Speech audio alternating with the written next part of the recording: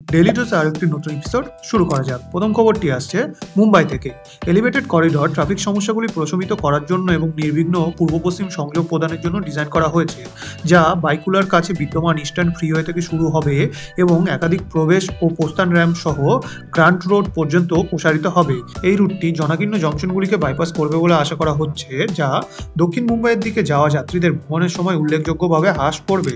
BMC এর মাটি পরীক্ষা প্রকল্পের প্রাথমিক পর্যায়ে চিহ্নিত করে, যার মধ্যে ভায়াডাক্ট নির্মাণের জন্য মাটির লোড বেয়ারিং ক্ষমতা বিশ্লেষণ করা জড়িত। কর্মকর্তাদের মতে এই পর্যায়টি করিডোরের জন্য সবচেয়ে কার্যকরী সারিবদ্ধকরণ নির্ধারণে সহায়তা করবে। ডিসেম্বরের মাঝামাঝি পরীক্ষাটি শেষ হবে বলে আশা করা হচ্ছে, তারপরে নির্মাণ শুরু হবে। প্রকল্পটি উন্নত নগর পরিকল্পনা এবং পরিবেশ বান্ধব নির্মাণ পদ্ধতি অন্তর্ভুক্ত করবে। বিএমসি পরিবেশগত প্রভাব কমাতে এবং আশেপাশের বাসিন্দাদের জীবনযাত্রার মান উন্নত করার জন্য উঁচু প্রসারিত অংশে শব্দ বাধা এবং সবুজ প্যাচ ইনস্টল করার পরিকল্পনা করেছে। অতিরিক্তভাবে করিডোরটি ভারী জনবহুল এলাকায় যানবাহনের ভিড় এবং দূষণ কমাতে শহরের বৃহত্তর পরিকল্পনার সাথে সারিবদ্ধ। পরবর্তী খবরটি আসছে আন্ধ্রপ্রদেশ থেকে।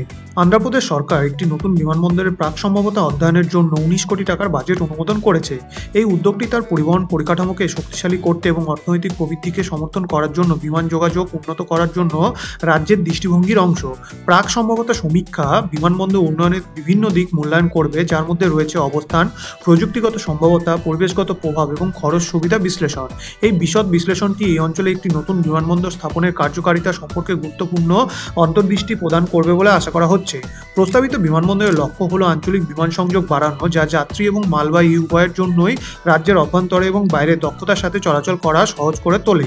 এই পদক্ষেপের ফলে সামগ্রিক পরিবহন নেটওয়ার্কে উন্নীত হবে, যা পর্যটন, বাণিজ্য এবং শিল্পকে উপকৃত করবে বলে আশা করা হচ্ছে।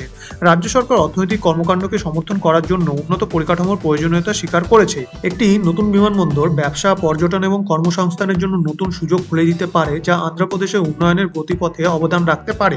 আজকে শেষ খবরটি আসছে বিজিঞ্জাম পোর্টের তরফ থেকে। তিরুবনন্তপুরমে বহুল প্রত্যাশিত বিজিঞ্জাম আন্তর্জাতিক ডিপ ওয়াটার মাল্টিপারপাস পোর্ট আগামী মাসে চালু হওয়ার কথা।